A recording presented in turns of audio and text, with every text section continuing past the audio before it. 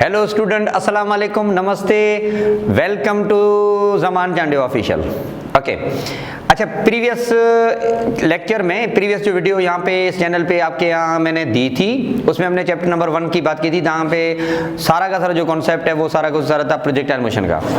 अभी हम जा रहे हैं इसी का एक और भी पोर्शन है, क्योंकि मोशन इन टू डायमेंशन या तो प्रोजेक्टाइल में भी होता है, मोशन इन टू डायमेंशन आपका सर्कुलर मोशन में भी होता है। तो चलो अब हम चलते हैं सर्कुलर मोशन के हिसाब से कुछ पॉसिबिलिटी की तरफ। ओके, कुछ एमसीक्यूज हैं, ऑब्जेक्टिव पॉइंट ऑफ व्यू पे हमने डिस्कस जो करना है ना। अच्छा, पहला वाला देखें जरा, the point on the rim of the wheel moves 0.3 metre. ठीक है, अच्छा, मिसाल की तौर पे थोड़ा ये समझ लें, ये एक टायर है, एक व्हील है, और ये इसका पर्टिकुलर एक रेडियस है आर। जो रेडियस है मिसाल की तौर पे वो हम कहते हैं 0.3 मीटर। ये पॉइंट यहाँ पे कुछ इस तरह से ऐसे है। अच्छा, चलो ठीक है, when it turns through an angle of 30 degree then what would be the radius। अच्छा, रेडियस इसने पूछा है, सॉरी, और ये जो जा रही है ना, जो पोजीशन जो पॉइंट पी जा रही है, जो that actually turns to 90 degree, sorry 30 degree में आप जा रहे हैं। यहाँ पे जब आप 30 डिग्री में जा रहे हैं तो आपने जो डिस्टेंस कवर किया है, या इस पोजीशन या इस पॉइंट पी ने जो डिस्टेंस कवर किया है, that distance of circle is actually the arc 1। तो जो आर्क आपने कवर किया ना यहाँ पे, तो 0.3। दूसरी माने में ऐसे भी कह सकते हैं भाई कि position P it cover an arc of 0.3 at an angle of 30 degree. तो बता दो what would be radius of this circle. इसका सर्किल का जो रेडियस बनेगा वो क्या बनेगा, ये आपसे पूछा गया है। तो बड़ा सिंपल है, आर्क लेंथ और एंगुलर डिस्प्लेसमेंट की रिलेशन आपने, आई होप कि आपने पढ़ी होगी, उसी रिलेशन को हम यूज करते हैं यहाँ पे। तो देखें जरा, अच्छा, arc length is equal to S is equal to R theta, ये आपने पढ़ा होगा। अच्छा, तो यहां से रेडियस बराबर किसकी होगा, एस अपॉन थीटा। अब आपने कुछ भी करना, वैल्यू सब्स्टिट्यूट करनी है। What is the value of S, R कितना है आपके यहाँ पे, 0.3 है, थीटा एंगल है। अच्छा, angle is defined in terms of degree, better to convert into radian, जो स्टैंडर्ड यूनिट है वो आपने इस्तेमाल करना होगा। तो हियर 30 डिग्री को रेडियन में कन्वर्ट करें। अच्छा बेटा सुने, डिग्रीज को रेडियन में कैसे कन्वर्ट करते हैं आपने पढ़ा होगा, पाई अपॉन 180 से हम मल्टीप्लाई करते हैं उसको। ठीक है, अब ये 0 और 0 कैंसिल हो जाएगा, 3 का टेबल लगा लें, तो 30 degree can also be expressed as pi upon 6 radian. ठीक है, तो ये बनेगा पाई अपॉन 6।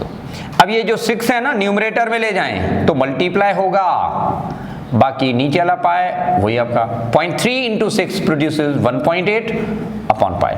एंड डू रिमेंबर, आपका जो यूनिट बनेगा वो हमेशा के तौर पे मीटर ही होता है, क्योंकि इस रिलेशन में जो हम यूनिट बनाते हैं that would be in terms of metre. Radian लिखना गैर जरूरी है, डायमेंशन लेस है, तो हम उसको नहीं लिखते, हम सिंपली एक्सप्रेस करते हैं इन टर्म्स ऑफ मीटर।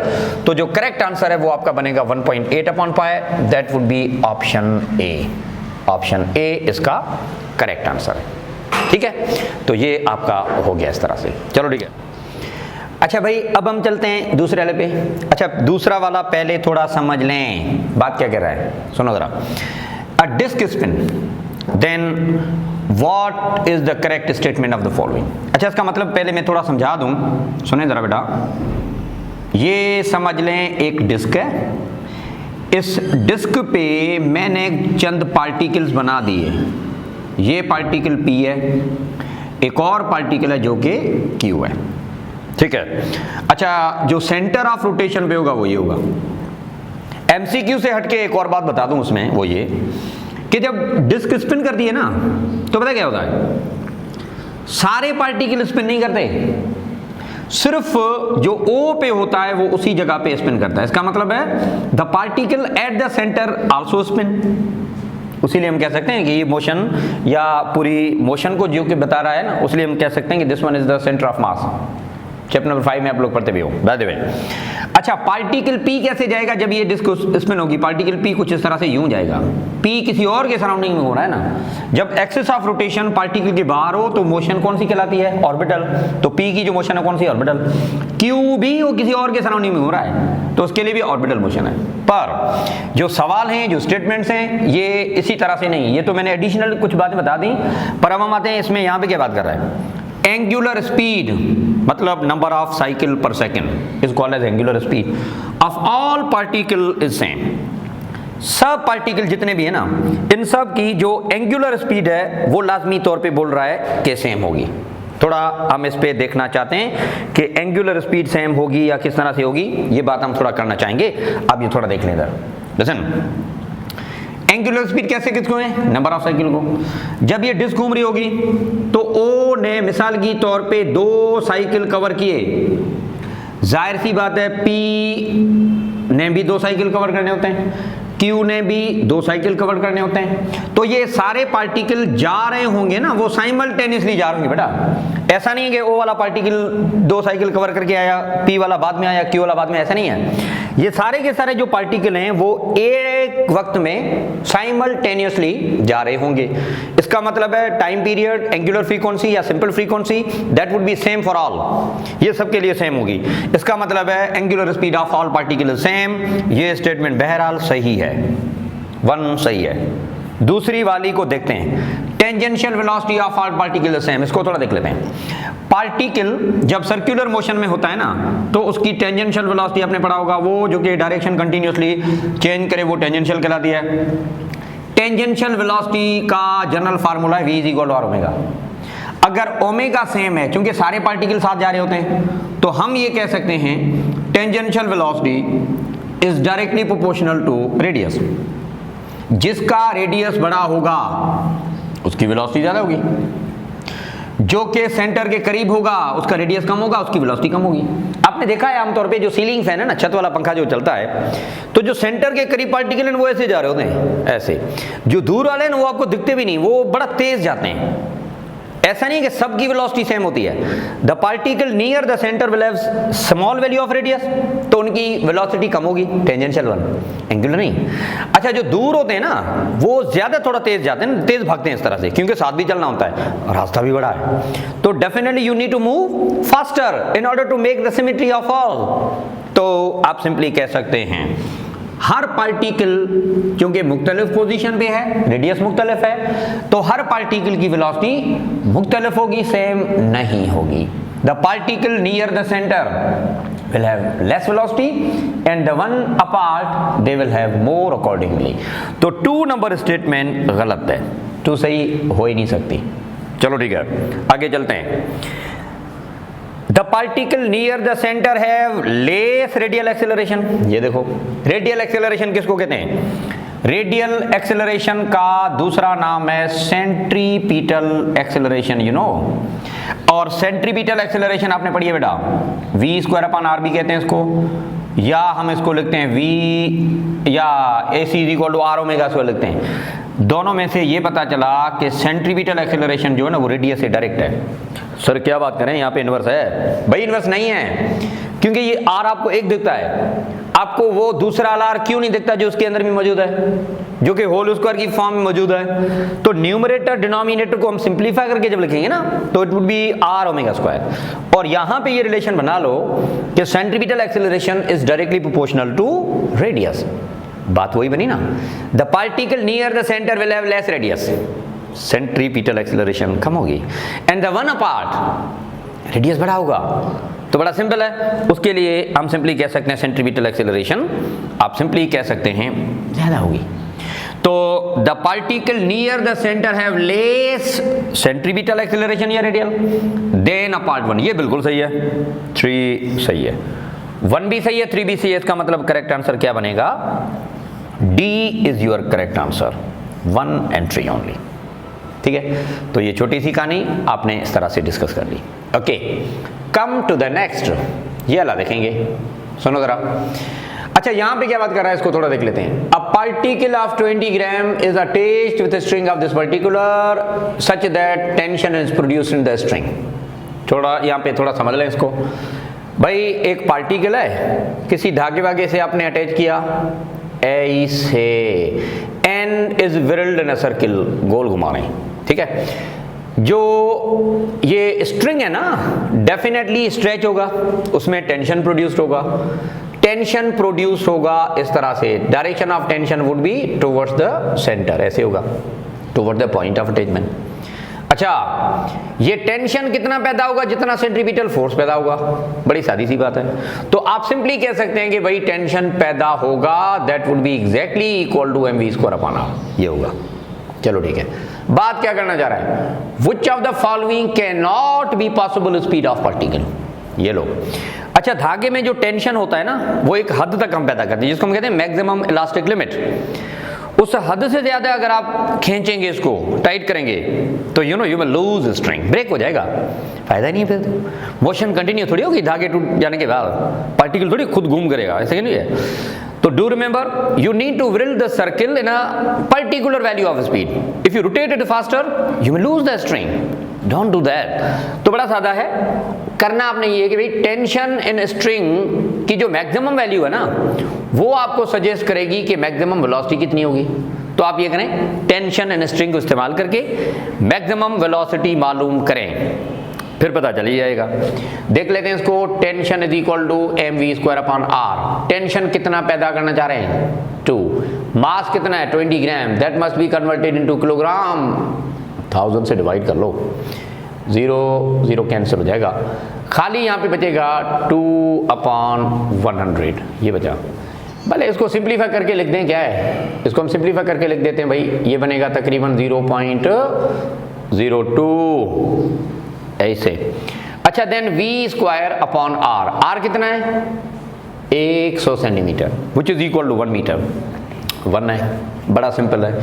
अब करना क्या है, यहाँ से आप वेलोसिटी मालूम करें, 0.02 जो कि मल्टीप्लाई हो रहा है ना, यहाँ पे ले जाएं तो डिवाइड बनेगा, डिवाइड होगा ऐसे। डेसिमल को कैंसिल करते हैं तो उसके अपोजिट में 0 बढ़ा देते हैं। डेसिमल क्या है आपका? यहाँ पे न्यूमरेटर में पहले भी 2 है, इधर ये 2 ही बनेगा ना, क्योंकि डेसिमल अपने सॉल्व कर ली, 2 कैंसिल हो जाएंगे फिर तो। अच्छा, बाकी 100 बनेगा खाली। तो v is equal to radical of 100, radical of 100 produces 10 metre per second. तो कौन सा मैक्सिमम टेंशन था? 2 न्यूटन। तो उस टेंशन की मैक्सिमम वेलोसिटी क्या थी? 10 metre per second maximum velocity है।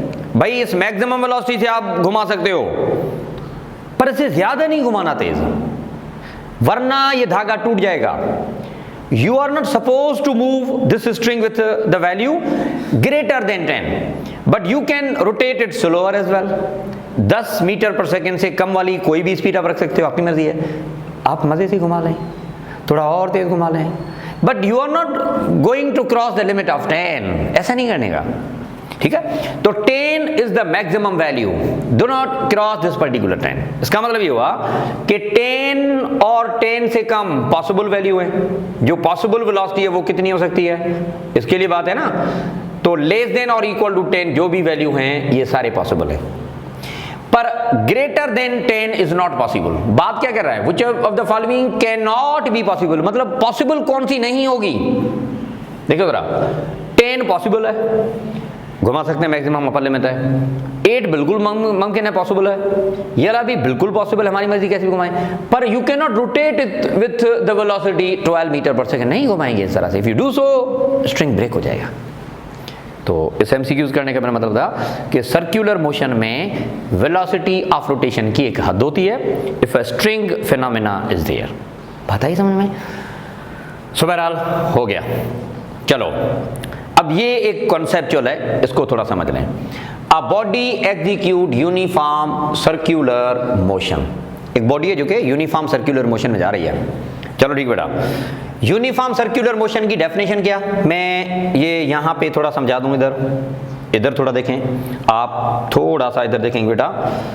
एक ऐसी मोशन जिसमें वेलोसिटी का मैग्नीट्यूड कांस्टेंट हो शुरू से लेकर आखिर तक। कौन सी velocity? Tangential velocity 5 metre per second है मिसाल के तौर पे। पार्टिकल यहाँ पे जाएगा तो भी 5 मीटर पर सेकंड होगा, इधर जाएगा पार्टिकल फिर भी वही होगा, तो यहाँ पे भी वही होगा। द मैग्नीट्यूड ऑफ वेलोसिटी मतलब speed remain same everywhere through out motion, पर डायरेक्शन तो चेंज होना है ना यार, बिल्कुल चेंज होगा। और वेलोसिटी का रेट ऑफ चेंज हमेशा एक्सेलरेशन पैदा करता है। And the one which is produced due to change in direction continuously, this would be all about radial acceleration और centripetal acceleration। तो पता क्या बात यहाँ पे ये है कि यूनिफॉर्म सर्कुलर मोशन ऐसे है तो उसमें सेंट्रीपिटल एक्सेलरेशन के हिसाब से क्या सही बात हो सकती है। चलो देखते हैं। पहले हम ये बात करेंगे कि सेंट्रीपिटल एक्सेलरेशन का मैग्नीट्यूड क्या होता है। इसका फार्मूला आपने पढ़ा होगा, AC is equal to V square upon R, या आपने पढ़ा होगा थोड़ी देर पहले भी मैंने बता दिया आर ओमेगा स्क्वायर। भाई देखिए ना, रेडियस तो कांस्टेंट है ना यार, ऐसा थोड़ी कि चलते फिरते घूमते रेडियस बड़ा हो जाए कम हो जाए, ऐसा नहीं होता। और दूसरी बात ये कि यूनिफॉर्म का मतलब ये है कि number of cycle per second are constant. इसका मतलब ये बना भाई कुछ भी हो जाए इनकी प्रोडक्ट कांस्टेंट होगी। इसका मतलब है magnitude of centripetal acceleration constant रहेगा। भाई ये बात वाज़ेह हो गई। चलो डायरेक्शन की हम बात करना चाहते हैं थोड़ा दोबारा से, इधर ये वाली बात थोड़ा देखें। सेंट्रीपिटल एक्सेलरेशन का मतलब है seeking the centre, the one which is directed towards the centre. इसका मतलब ये हुआ, जरा देखें इधर, पार्टिकल जब यहां कहां था तो सेंट्रीपिटल एक्सेलरेशन की डायरेक्शन ऐसे थी, पार्टिकल थोड़ा ऊपर गया ना यहां पे तो सेंट्रीपिटल एक्सेलरेशन ऐसे रहा, और if it continue to move further and the direction over here it would be again toward the center। अब यार इसको थोड़ा देखना लाजमी है ना, इस तरफ से थोड़ा देख लें कि भाई जब यहां पे है पोजीशन A पे तो डायरेक्शन ऐसे है, और जब ये पोजीशन B पे है तो डायरेक्शन डाउनवर्ड है, जब ये पोजीशन C पे है तो डायरेक्शन राइटवर्ड है, जब ये D पे है तो डायरेक्शन अपवर्ड है। डाउनवर्ड, अपवर्ड, लेफ्टवर्ड, राइटवर्ड क्या बोलोगे आप, डायरेक्शन तो मुख्तलिफ हो रही है ना, डायरेक्शन बहरहाल चेंज हो रही है। सर वो क्या बात करें टुवर्ड द सेंटर, अब यार देखो टुवर्ड द सेंटर तो है पर वो उस कोऑर्डिनेट सिस्टम के हिसाब से या आपके जो एक्सिस हैं उनके हिसाब से डायरेक्शन चेंज बहरहाल हो रही है ना। सेंटर भले है ना, अभी राइटवर्ड, लेफ्टवर्ड, अपवर्ड, डाउनवर्ड ऐसे, तो डायरेक्शन मुसलसल यहाँ पे आप सिंपली कह सकते हैं चेंज हो रही है। तो उसका मतलब ये हुआ direction of centripetal acceleration changes, magnitude remains है। वो ऑप्शन टिक करने जहां पे ये लिखा हो magnitude of centripetal acceleration is constant but direction changes. बात तो सही है, दूसरे वाले भी देख लेते हैं। ये बहरहाल सही है, अभी हम ये कह सकते हैं आगे magnitude of centripetal acceleration changes. भाई नहीं नहीं, आगे बढ़ने की जरूरत नहीं है। Both magnitude of and centripetal changes, no both are constant, नहीं, इसका मतलब वाज़ेह हो गया। करेक्ट आंसर आपका ऑप्शन ए बनेगा। अहम है, इंपॉर्टेंट है, ये मैंने समझाना था कि सर्कुलर मोशन कुछ भी हो, यूनिफॉर्म हो नॉन यूनिफॉर्म हो, डायरेक्शन चेंज होता है हमेशा। अगर यहाँ पे यूनिफॉर्म की जगह नॉन यूनिफॉर्म लिखा होता तो मैग्नीट्यूड भी चेंज होता, फिर तो डायरेक्शन वैसे भी चेंज होता है। ठीक है, खैर कम टू द नेक्स्ट। देखें जरा ये वाला भी देख लें थोड़ा। A particle attached with a string and is whirled in a vertical circle. ये क्या हुआ यार, क्या हो गया? अच्छा, एक पत्थर है, धागा वागा अटैच करा आपने and you are going to move in a circular. मैं ऐसे घुमा रहा हूँ, अगर हम इस तरह से घुमा रहे हैं ना तो ये हॉरिजॉन्टल सर्किल कहलाता है। ठीक है, लेकिन ऐसा नहीं है, हम इसको ऐसे घुमा रहे हैं, वर्टिकल सर्किल में ऐसे घुमा रहे हैं। ठीक है, तो जाहिर सी बात है जो स्ट्रिंग है उसमें टेंशन पैदा तो होगा ना, बिल्कुल पैदा होगा। उस टेंशन के हिसाब से बात कर रहा है कि ये वाला पोजीशन ए है, ये वाला पोजीशन बी, यहाँ पे पोजीशन सी, ये वाला डी है। टेंशन इन स्ट्रिंग के हिसाब से भाई बता दो, ये वाला टेंशन ए और यहाँ पे टेंशन बी, यहाँ पे टेंशन सी, टेंशन डी। अच्छा, थोड़ा प्रैक्टिकली अगर देखा जाए, ऐसे घुमाते हो ना, जब आप अपने हाथ को ही घुमा लो तो आपने देखा होगा कि जब आपका हाथ बॉटम से गुजर रहा होगा या ए पोजीशन से गुजर रहा होगा तो थोड़ा बहुत भारी पड़ जाता है ऐसे ना, और जब यहां पे पहुंचता है ना तो थोड़ा हम अपने आप को रिलैक्स महसूस करते हैं, आपका जो हाथ है उस पर इतना लोड नहीं होता। अच्छा, कुछ इसी तरह से बातें वर्टिकल सर्किल में भी हैं कि जब आप किसी भी धागे वागे को इस तरह से बांध के आप अटैच करें तो टेंशन एंड स्ट्रिंग क्या होगा। पहले तो मैं जनरल एक फार्मूला बता दूं, सुनो जरा। किसी भी जगह पे, मिसाल के तौर पे पहले हम थोड़ा जनरलाइजेशन कहते हैं, किसी भी पॉइंट पी पे जो टेंशन है ना उसका फार्मूला ये होता है mv square upon r plus mg cos theta, general formula at any position वो ये है। अच्छा, ये वाली position theta is equal to 0 समझी जाती है क्योंकि आपने स्टार्ट यहाँ से बहरहाल करना है। ये वाली पोजीशन 90 समझी जाती है, ये 180 समझा जाता है, ये 270 समझा जाता है। तो यू नो कि 0 डिग्री पे अगर आप यहाँ पे रखें तो cos 0 1 है ना, mv square upon r plus mg। अच्छा, 90 cos 90 0 खाली mv स्क्वायर अपॉन r बनेगा। 180 तो mv square upon r, cos 180 minus 1 होता है, माइनस प्लस माइनस बेटा, तो mv square upon r minus mg। अब इन सारे पैरामीटर को मिला के ये बात आप कर सकते हो कि एट द बॉटम या पोजीशन ए पे जो आपको टेंशन मिलेगा, मैथमेटिकली उसकी value relative to other point ज्यादा आएगी। यहां पे जो टेंशन है ना ये बड़ा आएगा। चलो ठीक है। अच्छा, सी पोजीशन पे कम से कम आएगा, और जो हॉरिजॉन्टल पोजीशन आपकी है ना, पोजीशन बी एंड डी दोनों पे 90 टू 70 पे magnitude of tension would be same and would be of value less than A and more than C. तो जो ऑर्डर ऑफ अरेंजमेंट होगी ना वो इस तरह से होगा कुछ कि ए पे सबसे ज्यादा होगा, उसके बाद बी पे होगा, उसके बाद सी पे होगा। तो ए का टेंशन सबसे बड़ा, बी से बी का टेंशन सी से बड़ा। तो general observation for tension and string would be in this वे। सुनो जरा, अगर यही बात ऐसे होती तो हॉरिजॉन्टल पोजीशन में हर जगह पे टेंशन एंड स्ट्रिंग सेम होता है, पर वर्टिकल सर्किल में डू रिमेंबर जो बॉटम है ना वो आपका स्टार्ट ऑफ सर्किल होता है, वहां पे मैक्सिमम होता है, और जो ऊपर वाला है वहां पे कम होता है। अच्छा, वेलोसिटी का भी यही सीन, अगर वेलोसिटी पे पूछ देना वही जवाब होता। एट द बॉटम वेलोसिटी होती है रेडिकल 5gr, नोट कर लो, और टॉप पे जो वेलोसिटी होती है वो कितनी है, खाली रेडिकल gr। साइडों पे हॉरिजॉन्टल पोजीशन पे होता है रेडिकल 3gr। तो ये कि you need to go through the value of tension in accordance with arrangement in this way. ठीक है, चलो ठीक है बेटा, ये भी हो गया। चलें एक और हो जाए। A particle move in a circle of this one with the kinetic energy of this one. बता दो रेडियल फोर्स क्या होगा भाई? रेडियल फोर्स किसको कहते हैं? सेंट्रीपिटल को। रेडियल फोर्स कौन सा है? The one which is directed along the line of radius is called as radial force. Radial force क्या बनेगा, किस तरह से है? तो पता क्या है, यहाँ पे सेंट्रीपिटल फोर्स और काइनेटिक एनर्जी के बीच में आपने रिलेशन बनानी है। And what is possible relation in between? तो डू रिमेंबर सेंट्रीपिटल फोर्स, अगर आप सिंपली लिखें इस तरह से, आप ऐसे भी लिख सकते हैं भाई कि kinetic energy is equal to half mv square. पढ़ा है ना आपने? ओके, 2 को सामने ले आए, 2 kinetic energy is equal to mv square. क्या करना है आपने? सेंट्रीपिटल फोर्स पैदा करना है।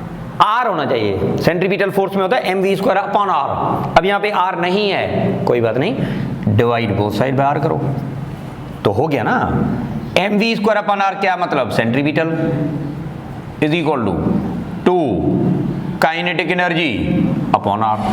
अब बता दो काइनेटिक एनर्जी कितनी है? 4। रेडियस आपके यहाँ कितना है? 0.2। ये रहा, ऊपर बनेगा 8, 0.2। डेसिमल कैंसिल कर दें तो 0 बढ़ा देते हैं आप, सिंपल मैथमेटिक्स आपने पढ़ी हो गया है ना। अब ये 80/2 का मतलब है 40 न्यूटन। तो correct answer for the radial force would be option A आपका करेक्ट आंसर होगा। तो देखें, सर्कुलर मोशन के हिसाब से, सर्कुलर मोशन के हवाले से चंद बातें आपने डिस्कस की। अगला जो वीडियो है चंद बातें उसमें भी हम डिस्कस कर लेंगे। ठीक है, पार्ट 1 था उसमें हमने प्रोजेक्टाइल की बात करी, ये वाला था जिसमें हमने सर्कुलर मोशन की बात की। जो कमिंग वीडियो होगा इसी लेक्चर का, उसमें हम दोनों को मिला के हम बात करेंगे। ठीक है, तो भाई आज के लिए मतलब इस वीडियो के हिसाब से अगर मैं बात करूं तो इतना काफ़ी है। अब बाकी जो है वो भी इंशाल्लाह आपको मिलेंगी। तो you need to subscribe the channel, share, like, सारा कुछ सब कुछ, ताकि रिमाइंडर आ जाए आपके यहाँ और वो नोटिफिकेशन भी आपके यहाँ मिल जाए, तो ये सारे लेक्चर आपसे मिस ना हो सकें। ठीक है, so thank you very much बेटा, I hope you will enjoy this lecture. Thank you.